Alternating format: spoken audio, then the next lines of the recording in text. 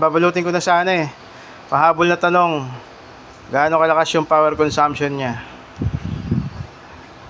Ayan.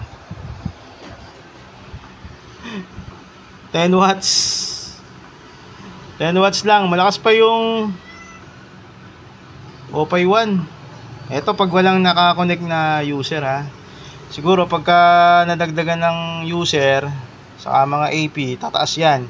Pero pag standby mode niya, yung ganyan lang, isang user lang nakakonect dyan, 10 watts lang. Napakahina nito. Wala pang 100 to sa isa ng buwan.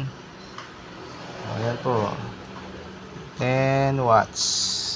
Okay, so kung mag-add pa kayo ng modem ng ISP, siguro mga around 6 or 6 to 10 watts yun. So palo siguro dito mga 20 watts.